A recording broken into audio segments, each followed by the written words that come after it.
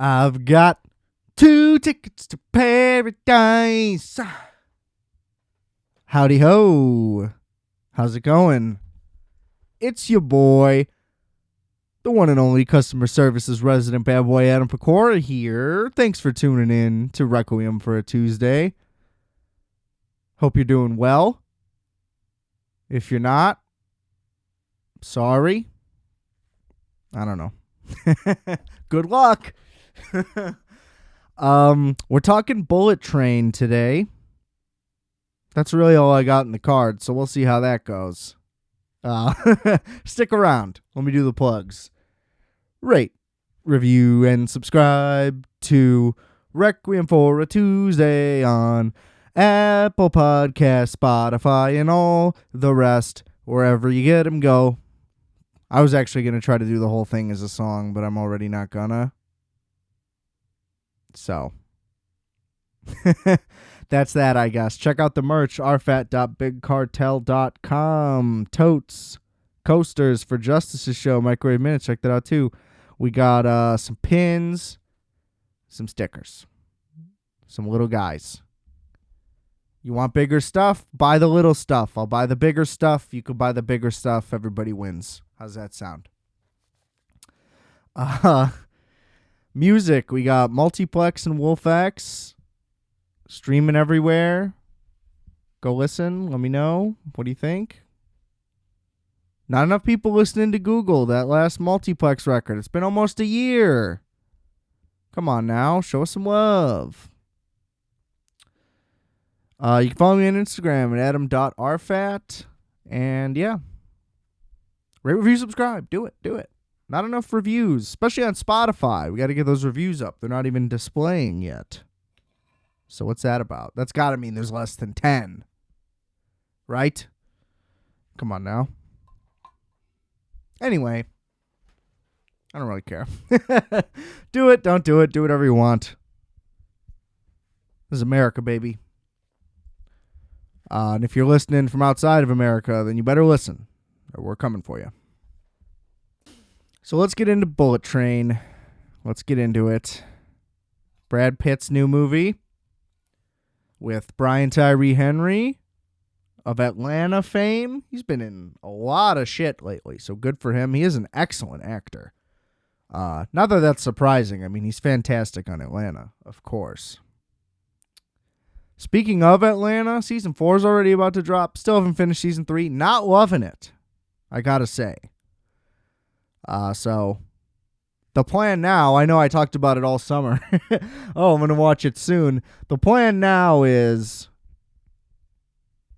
have the Atlanta season 3 drop when season 4 drops. Because I'm that cool. Anyway.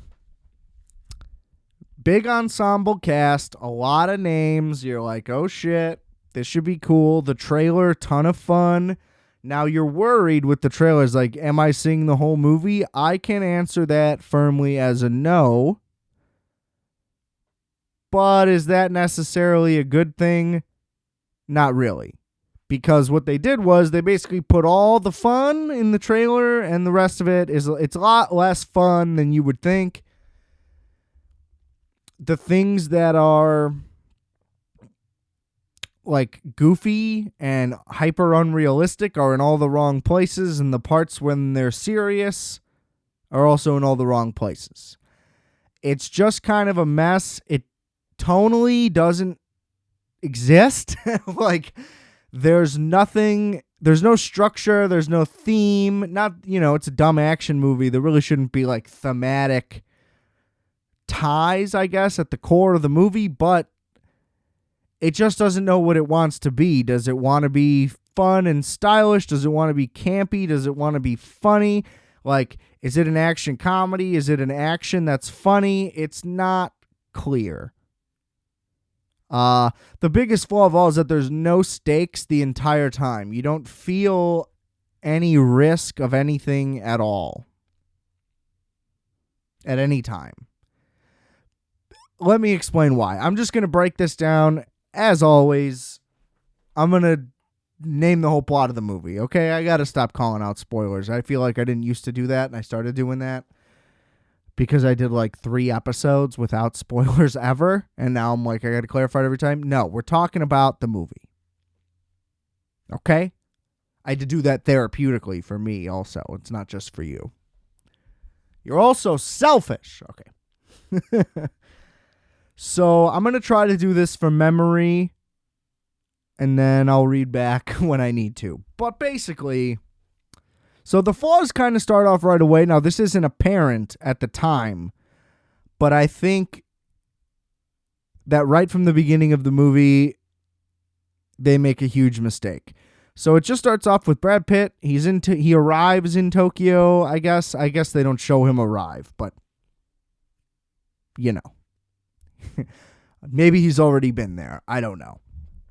But he arrives at his next job. He's an assassin, it's assumed, but he says all he does is snatch and grabs. But I guess he's still an assassin. So I don't really know what that means. He gets there and he gets the key. You know, it's the old thing. He's on the phone. The person's walking him through the mission. Generic stuff. And it's clear that he's like, oh, I'm different now. I went to therapy. So it's like, okay, that's who this character is going to be. He's going to be the assassin who's trying to better himself. It's like, okay, haven't heard that before. But whatever. I can roll with it. And that's all the backstory you get on both Brad Pitt and the handler. There we go. And that's it.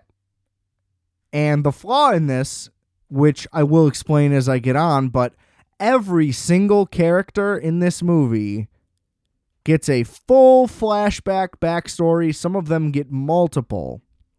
Brad Pitt gets 0. He is the main character and the, quote, hero of the movie, let's say. Whatever. He's the protagonist.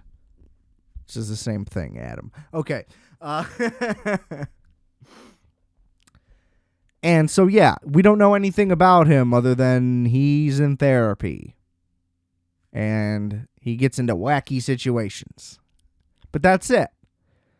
Which is fine. That's all I need at the time. But you'll see what I mean. So what happens from there, basically, they're trying to do this interlocking story thing. That's also like a mystery because they're going to reveal it piece by piece through flashbacks once you meet a new person. There's plenty of movies that have a structure like this. I mean, it's almost like Reservoir Dogs. Or really even Kill Bill, I guess, if you want to go with the Japanese comparison. But it just, I can't explain why. It just doesn't work. It holds no power over it. You're just like, you're giving me loose backstory on things because like you feel it's the appropriate thing to do, but you don't have a reason why, and it doesn't feed back into the story in any way. It doesn't inform you about the characters. This is tough. Okay. But what happens is there's a reveal that a Japanese man on the train has hired an assassin to help him kill this power-hungry overlord, the White Death, who's just like a white guy who took over Japan's crime. Now, this man's son was pushed off a roof and is in like critical condition, so he wants revenge, but it's all flip-flopped because like there's a little girl who's an assassin, but nobody believes she's an assassin because she's a little girl. And she flips the script on that, and you're like, what's going on there? And then they just kind of leave that alone. And then they're like, here's these 2 guys, Brian Tyree Henry and some other guy. He's famous too, I guess, whatever. They're quote-unquote twins, but nobody knows what they look like. They grew up together. It's later revealed in a flashback, which is like, I don't care. I guess my thing is like, if the whole movie is like, we're setting this on a train, it would just be way more interesting if you worked only within the train and that was the entire scope of everything. It's almost like the backstory waters down what's actually happening because I don't really need to know that, because they basically frame it as if all of these flashbacks are going to interconnect to now, and some of them do and then some of them don't, which is where the tone dies. It's like, oh, so I should pay attention to this because it's going to come up later. Okay. And then you think that again about another thing, and then it just doesn't. And it just takes you out of the movie. You just lose total interest, because what it does next is when it goes over to the twins, it's revealed that they're holding the briefcase that Brad Pitt needs to recover. That briefcase is containing the ransom for the son. It gets overly complicated too, to where it's like, oh, multiple people are being double crossed, but you don't really know why or who, and then it ultimately doesn't get resolved. But basically, that briefcase and the girl and the boy that got pushed off the roof, they're all interconnected in the same thing. But then once that's discovered, they're just like, oh, well, we discovered that. And it's like, oh, what a resolution. You guys built up this convoluted plot for it to not go anywhere, which is super annoying. So anyway, after that, Brad Pitt is able to just steal the briefcase because they have it stashed in like a general baggage area. So he's like, sick, this will be easy. He tries to get off the train, and he's confronted by Bad Bunny, who has the most interesting story. Basically, they reveal that he was like a cartel guy, and on his wedding day, everybody was poisoned, and they all die gruesome, bloody deaths. And it's then revealed that Brad Pitt was there. He didn't even realize it, so somehow he wasn't involved. I don't really remember the reason why they said he was there, because it was so irrelevant. But he has no memory of this. He gets attacked. He kills him by accident. He's like, okay, cool, I'm back on top. And that was like a fun moment. It was a good fight. I mean, they're kind of basic scenes because it's just on a train, so it's pretty much whatever somebody can reach or block with at any time. So that's kind of that. And also a thing that happens in here is like, they're mindful of the people that work on the train when it's convenient for that to be a good joke, right? So there's a thing with Brad Pitt and the ticket guy. They interact twice, and then that's it. He never interacts with the ticket guy again. Doesn't make any sense. Could have been a good room for an ongoing bit. Instead, they just do it when they want, and then that's over. But then they run into someone who has a beverage cart while they're in the middle of a fight, Brad and one of the twins. I'm bouncing all over. It doesn't really matter is the point that I'm getting at overall. So it's going to continue to not matter. And they're fighting. But then she comes through and they have to stop, and, you know, they do the little thing where it's like, oh, we're just hanging out, blah, blah, blah. And then they start fighting as soon as she walks away. You know, that classic thing. Same thing happens in the quiet car. They're beating the shit out of each other. First of all, that's loud as fuck anyway. They're like slamming around. Every once in a while, there'll be someone who shushes them, and that's the reason why they have to do it. And it's like, then there are other scenes, like Brad Pitt literally kills a guy. They're shooting guns on certain parts of the train. And it's like, oh, you're just not worried about the staff now? Because there's like literally not one in front of you. Like, I don't know. It just doesn't add up. Like, the staff is either a problem or it isn't. It can't be like whatever makes it funny. Like, I don't know. This movie thinks that it's like hilarious is also part of the problem. It's like trying to be, like I said, like an action comedy. Like, it wants comedy to be a part of the movie really badly. And it's not that it's not funny ever. It's just that this would be much better suited with jokes sprinkled in, whereas it's trying to be like, look at how clever, quick.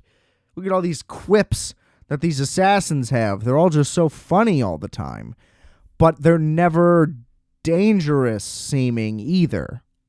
Like, Brad Pitt's character seems like an all-around nice guy. The twins seem like fine people. The only one who seems like a shitty person is the little girl, and that's because she is, and it just stays that way the whole time. But she's the only one who seems capable of killing anyone the whole time. Everybody in this is supposed to be these like ruthless assassins, and the flashbacks show everybody killing everybody, but that's it. So it's like, what do you guys want from me? I don't expect anything bad to happen at all. So anyway, I'll keep going here. After Bad Bunny shows up, okay, that's when that fight happens in the quiet car, I believe, because they're like trying to negotiate. Oh, that's why I'm confused. I forgot a whole part. The twins are also transporting the White Death's son, who is just dead. They just don't know how he died. He just dropped dead. And the ransom is his ransom. So I don't really understand that. They saved him from kidnapping, I guess. But he's just dead. And so they're like, oh, Brad Pitt stole the case. He must have also killed the guy. He's like, I didn't kill the guy. Whatever.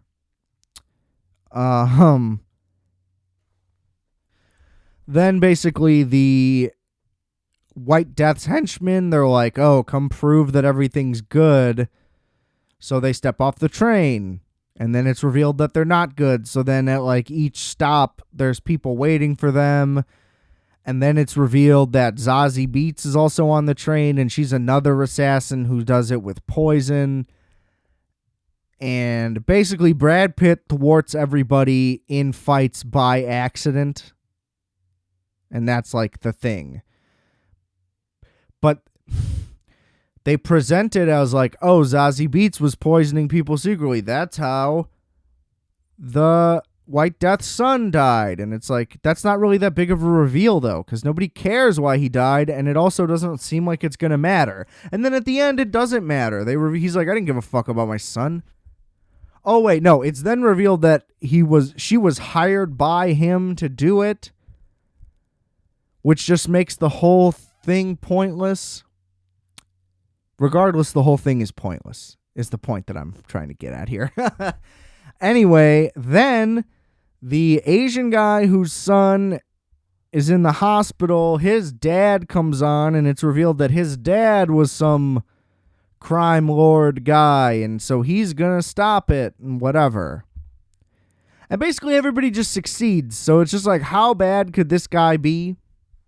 You know, that everybody's just able to thwart everything the whole time. Like, this is the crime lord, and it's just like, I don't know. It's a random train, too. It's not that, like, this specific train means anything.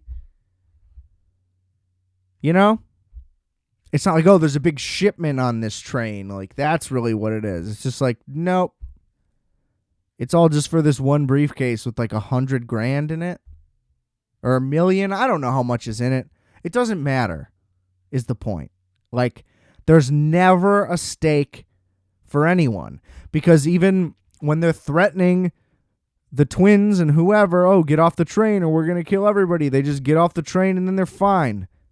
And then they reveal that they're not fine and just nothing happens after that. There are no repercussions to them blowing that they lost the briefcase. So then anyway, the little girl is then, she like kills one of the twins and the Asian guy, but then of course it reveals that neither of them are dead. And there's all these setups. They set up like 25 things, and there's maybe 20 reveals, and like 19 of them are just bland or have no meaning towards the plot in any meaningful way. It doesn't propel anything forward. So the whole time you're like waiting for something like clever to happen, almost like Ocean's 11, right?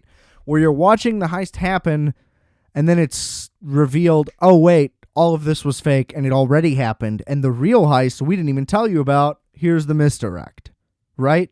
And you're like, oh fuck, that was smart.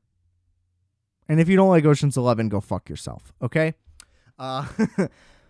But that's like what this wants. It wants to have that moment where you're like, oh shit, that was, I didn't see that coming. That was clever. It's like even the stuff that you don't see coming is just like, okay, well, what does that mean? What is the result of that? You know? It like just leaves you wanting more. It's like, oh, this clearly has a lot of potential. Anyway, I'm leaving out like little details, but that's my point. It's like they sprinkle in all this shit, but it doesn't matter. Okay, so then there's a few more fights and whatever, and they're fine.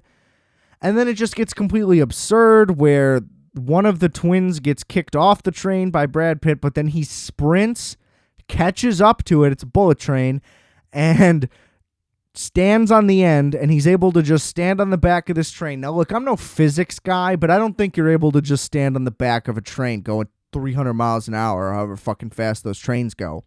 And then just because he has rings on, he's able to just punch through the glass of this bullet train. Pretty strong guy, I would say. And then he just gets shot anyway. So it's like, why even make him do that? Because it wasn't a cool set piece. It looked clunky and terrible and completely unrealistic. And then he just dies. And it's like, okay, well, this superhuman, I don't know. And then at the very end, the train is like now out of control. Can't stop it. And then it just like destroys so many things. And then they just walk away.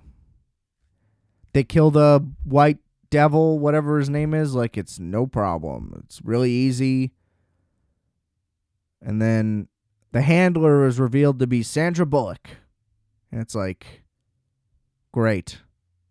And then she's like, you want to leave? And he's like, yep. And they just leave. And so it's like, what did I watch that for? Like, what? Where's the reveal? I'm still waiting on you to show me something. So anyway, it's fun for moments, and overall, it's just trying to do way more than it's capable of doing. It's trying to be smarter than it is. And it's, mildly entertaining, mildly funny. There's way too much talk of Thomas the Tank Engine, because they tried to give Brian Tyree Henry's character this arc of like, oh no, I follow this. Like, I use Thomas the Tank Engine as like a metaphor for life, and it's trying to be the like, oh, this assassin watches kid shows, but it's actually a thing that matters. And it's just like, you're just talking about Thomas the Tank Engine a lot, and this isn't good. Like I don't, it just like wants to be a Tarantino movie where like, oh, these characters have like individual personalities and they're fun and they have interests and, whatever. They follow these codes, but it's all just like half-assed sitcom versions of everything. And the major difference is like they show violence in the movie too, but the major difference is that those movies are serious overall. It takes the crime element very seriously, and all of these people are supposed to be these world-class assassins, yet they just keep fucking up the whole time, and it's just not realistic. It just can't land on either side. It wants to be both sides, and it can't. There's also a good Channing Tatum cameo, but it just falls flat and doesn't go anywhere. Same type of thing. He's in it for like 10 seconds, and it's like, that's fun, but, can we call back? They try to call back. It's just another quick pun. And, yeah, anything they try to, like, loop back in and, self-reference to, it's half-baked. And just does not apply. So yeah, don't go see it. Don't waste your money. If it comes out streaming, watch it. It's a good way to kill 2 hours. Also too long. Because they're trying to do all this extra story shit. If this was just set on the train, maybe like half of the backstory scenes, half the length for some of them.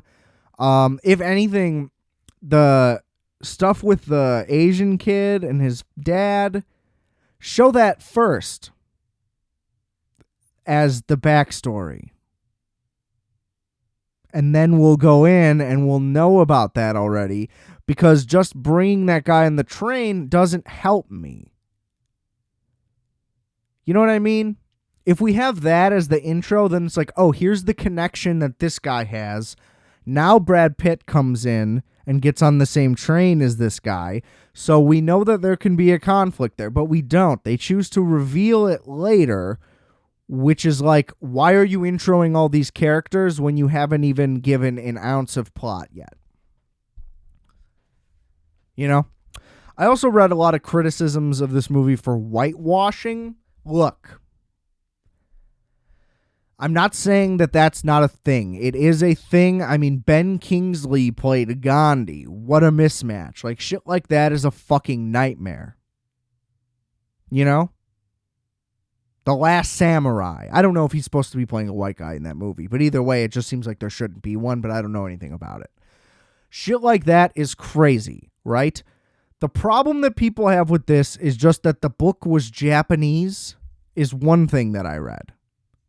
And it's like, if you want an all Japanese version of this book, tell the Japanese movie studios to make a Japanese movie. You know? It's just like, this is an American movie. And it's not like Brad Pitt is the one non-Asian guy. The whole cast is a diverse cast of people because they all traveled internationally. It actually helps the plot of the way they did the movie, at least. I know nothing about the book, which I also have heard. I heard at least that it's not comedic at all. So regardless, this is a completely different thing. But it helps the plot to show how grand of a job this is for everybody that's in it. So I don't see how that's a negative. I also saw a thing where this guy was like, why aren't the two Asian characters that are involved in the train, meaning the man whose son was hurt and his father, why aren't they billed as like the stars of the movie? It's like, one, they're literally not the stars of the movie. Two, the goal of a movie is to make money. Whatever anyone thinks at any point, a major movie like this anyway, there are certainly artistically driven films. But this movie was made to make a lot of money. Those two guys just would not make... It still didn't make a lot of money with Brad Pitt on the fucking center of the poster. Okay? Like, it's an American movie, there's an American star, and they want to make American money. Like, I don't know what that issue is. It's like, why do you need to search for things to be mad about? You know? I have never, like, I didn't watch Friday and was like, where is the white representation in this movie? It's just a movie. You know? I just hate the idea that because I'm white, it's impossible for me to say things like this, because there's a lot of people that think that way, but guess what? These people just wanted to have a lot of fun, and they just had fun together, and that's it. You know, there's nothing like overtly Japanese about this movie. It just takes place on a bullet train. And I saw the argument of like, well, if you're going to set it in Japan, it should have a Japanese cast. And it's like, one, there's not only Japanese people in Japan. Two, you can't set it in America. There's no fucking bullet trains. It defeats the purpose. If this is on a regular train, it's just different. You know what I mean? This is on an Amtrak going 60 miles an hour. You could just drive up to this fucking thing. Like, you know what I mean? The element of the train doesn't matter as much as it should in this movie. That's a flaw, sure. But it's just a thing that it just doesn't make sense to criticize. Like, why can't a movie be set somewhere else? People go places. Like, it's just so crazy. You know? And I saw the John Leguizamo thing where he's like, James Franco's playing Fidel Castro in this movie. This is fucking bullshit. Normally, that's a thing where I would agree. But James Franco is basically blacklisted. This is some indie movie nobody's ever heard of. All he's made like 200 movies also. You've never heard of any of them. Anyway, before he was fucking thrown out of Hollywood. And guess what? I can already tell you what happened without even looking into it. It's a fucking low-budget ass movie, and they got James Franco to be in it, so they put him in it. You know? It's like, John Leguizamo, they didn't think you would even be interested to be in this movie. They had to get a guy who's untouchable in a bad way. You know what I mean? But normally, that is the right sentiment. You know, if that was a studio picture like this, like $100 million budget movie, then that would deserve a public outcry. It's a weird overlap. Everything requires context for it to be a certain way. There are such things that exist as complex situations. I don't know if you're aware of that. But it just made me mad. It's like, there's just some fucking movie about it. It's a silly comedy about people trying to rob a briefcase off a train. Who cares who's in it? It literally doesn't matter. You know? I mean, are Japanese people up in arms? Maybe. I don't care. You know, ultimately. Like in Japan, I mean. Obviously, there are some American people who are upset about it. But it's like, I just don't get why. My favorite example that is mostly a joke, but I like to bring it up, is like, there were only Korean people in Parasite. Nobody got upset. You know? Which I didn't either. Totally fine. I was totally cool with it. Keep an open mind. You know?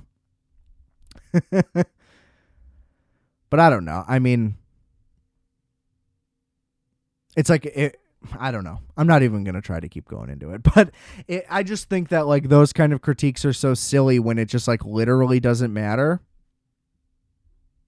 You know?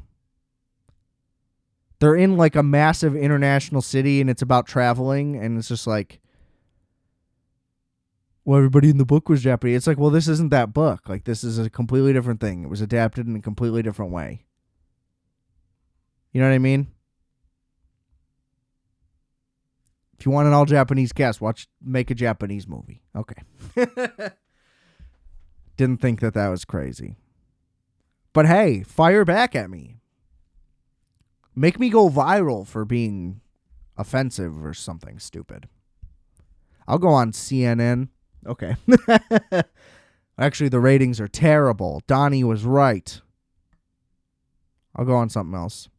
Let me know. But yeah, that's Bullet Train. It was fine.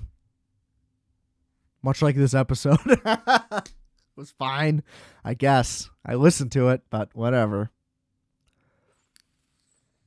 I do just find it very interesting, the line in which an actor should be doing their job and acting to where it's offensive. That is a very fine line.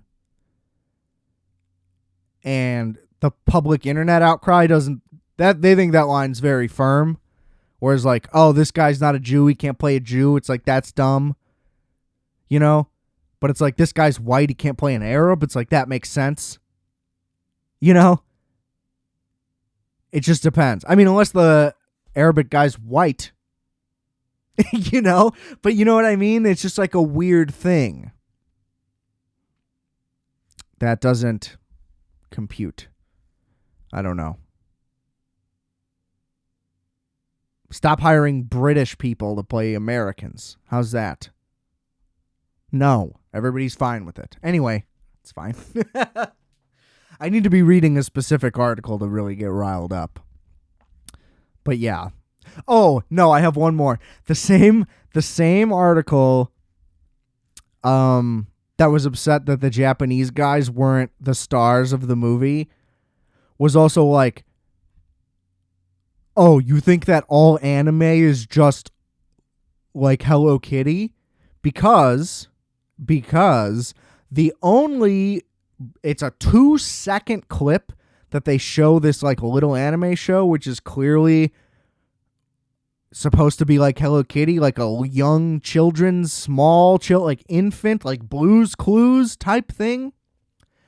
And there is a train that is thematic with that anime because that anime is very popular in this movie. And the point of it is all very clear, like, oh, it's a big thing because kids love it because that's how that works. So kids would want to be on this train. So blah, blah, blah. The point wasn't all anime is for little kids. Like, it just got blown so out of proportion that why would they be saying that all anime is like this? They're not. In this situation, like, they're not going to make a fucking train car out of Death Note. You know? It's just like, oh, here's a fun little thing for kids to enjoy while they're on the train. It's all very explainable, is my point, and that criticism is fucking stupid because the context of the movie explains why it is the way that it is. Now, he also could technically be right. I don't fucking know. I'm just saying it contextually makes sense. So just, if you just don't say anything, no, but I would have never even thought about it for 1 second. Because it seems like what I said. Okay. Usually it's better to get fired up in the middle, because now I'm at the end, and it's like, all right, well, see you later. Enjoy the screams echoing in your brain.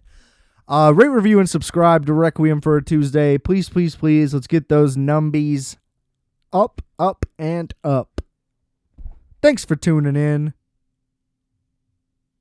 And remember, I are fat, you are fat.